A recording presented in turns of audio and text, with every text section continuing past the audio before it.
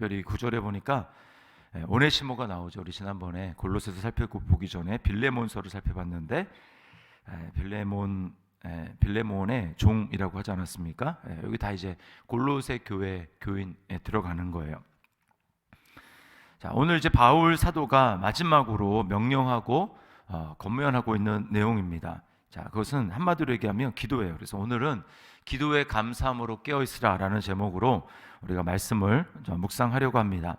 자, 몇 가지 어떻게 우리가 기도에 감사함으로 깨어있을 것인가 몇 가지로 좀 살펴볼 텐데, 먼저 기도의 태도입니다. 기도의 태도. 자, 2절 말씀에 보면 기도를 계속하고 기도에 감사함으로 깨어있으라 이렇게 이야기를 하죠.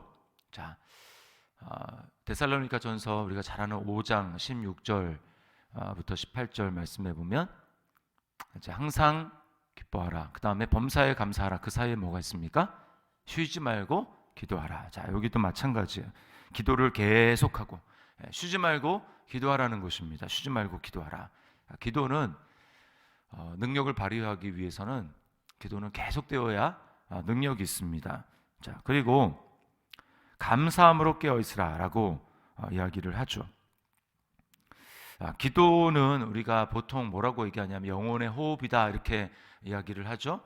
호흡을 우리가 멈추면 죽는 거죠. 죽는 것처럼 몸에 또 영양분과 상소가 공급이 되지 않아서 죽는 것처럼, 그리고 마지막 호흡을 했다, 사람이 이제 죽는 것을 표현할 때 그렇게 말하지 않습니까? 근데 우리가 영적으로 기도를 쉰다라고 하면 영혼에 산소가 공급되지 않는 것입니다. 활력을 잃어버리는 것이죠. 그래서 영혼이 죽어가는 거예요. 그래서 분명히 구원받은 성도를 할지라도 기도를 쉬게 될 때 그 사람은 온전히 그냥 육신의 사람입니다. 육신의 사람. 하나님과 상관없이 살아가고 뭐 교회는 다니고 종교 생활은 할지 모르지만 하나님과의 생명력 있는 관계가 전혀 없어요. 하나님의 뜻도 분별할 수가 없습니다. 그냥 정말 육체로서 살아가는 거예요.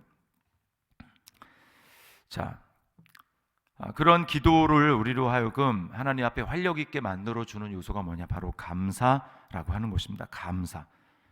이 감사, 기도하는데 감사한다라고 하는 것은 우리가 하나님의 은혜 가운데 있다라고 하는 중요한 이 표지가 됩니다. 하나님 앞에 영광을 돌린다라고 하는 건 간단해요. 로마서 1장에 보면은 우리가 타락한 상태가 나오잖아요. 그 중에 하나가 뭐냐면 하나님을 영화롭게 하지 아니하며 감사치 아니하며 이렇게 얘기를 합니다. 그러니까 이 두 가지는 붙어 있는 거예요. 제가 어떻게 하면 하나님께 감사를 할 수, 영광을 돌릴 수 있겠습니까? 어떻게 하면 제가 하나님을 영화롭게 할 수 있습니까? 간단합니다. 감사하는 사람은 하나님을 영화롭게 하는 거예요. 하나님께 영광 돌리는 것입니다. 자, 왜 그렇습니까? 감사한다. 이게 무슨 뜻입니까?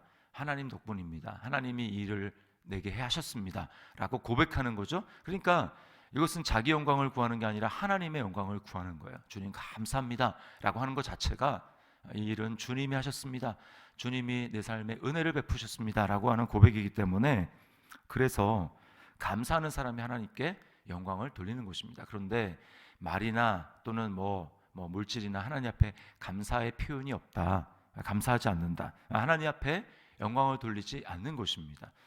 우리가 영적으로 뭔가 활력이 없고 또는 기도가 잘 안 될 것 같고 안 될 때, 그때 어떻게 하면 기도가 잘 될 수 있을까요? 감사하는 겁니다. 작은 것부터 시작해서 너무나 당연하게 보이는 것에서부터 시작해서 감사하는 거예요. 하나님, 오늘도 나로 하여금 건강을 주심을 감사합니다.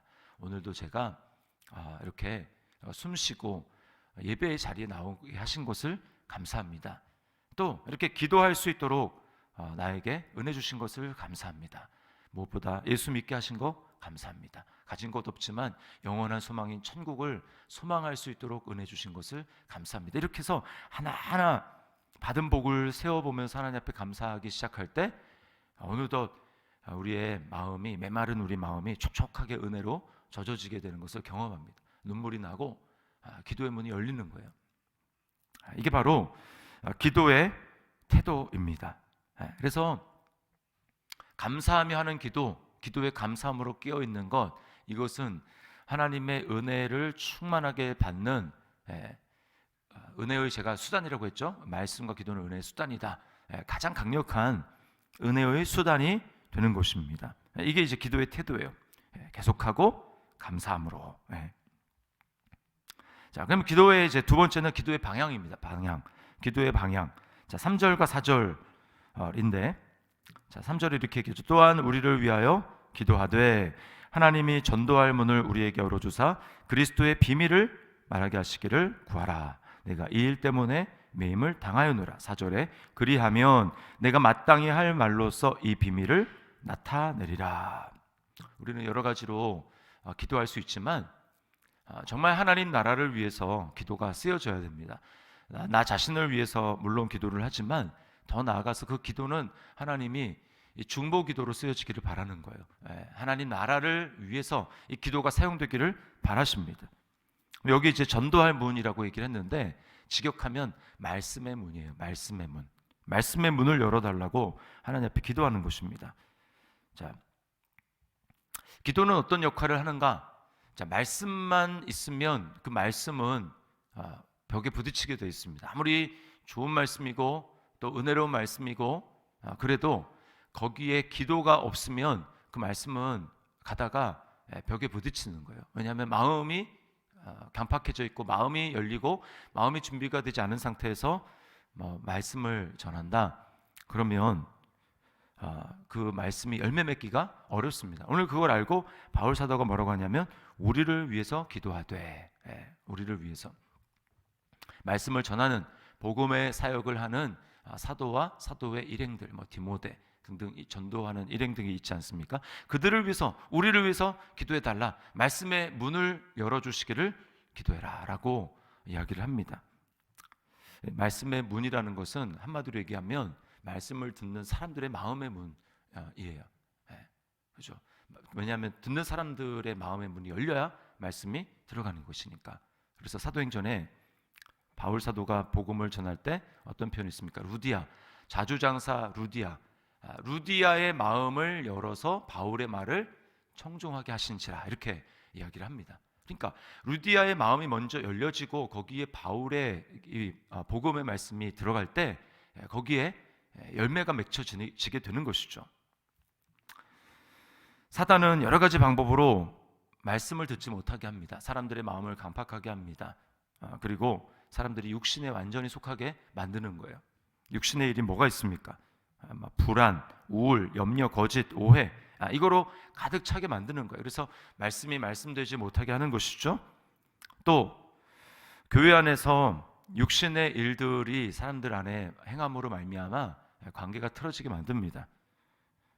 원수 맺는 것, 분쟁, 시기, 분냄, 당짓는 것, 분열, 이게 다 마귀가 육체를 통해서 역사하는 일이에요. 그러니까 분위기가 이런 일이 있으면 그 분위기가 아주 썰렁해집니다. 냉랭해집니다. 그러면 말씀이 능력을 상실해요. 아무리 좋은 말 할지라도 말씀이 잘 받아들여지지가 않습니다. 그러므로 기도는 무슨 역할을 하는가? 기도는 분위기를 바꾸는 역할을 합니다. 기도하게 될 때, 뜨겁게 하나님 앞에 기도하게 될 때 냉랭한 분위기가 가셔지고 거기에 하나님이 은혜가 역사할 수 있는 보이지 않는 영적인 길이 만들어지는 거예요. 그러므로 우리가 말씀 전하기도 힘써야 되겠지만 무엇보다 더 중요한 것은 뭔가 그 장애물을 걷어내는 말씀의 본대가 가기 전에 기도의 선발대가 가가지고 그 모든 장애물을 다 깨부셔야 되는 겁니다. 그래서 기도가 중요한 거예요.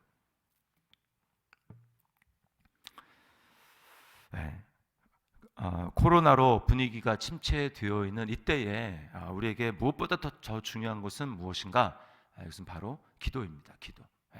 그래서 우리 교육자, 말씀을 전하는 저와 또 우리 다음 세대 담당하고 있는 교육자들 특별히 기도를 해주셔야 돼요.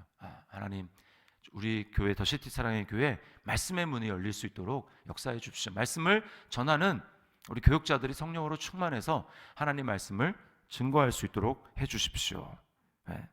그래서 예배당에는 예배 소리가 기도 소리가 끊이지 않아요.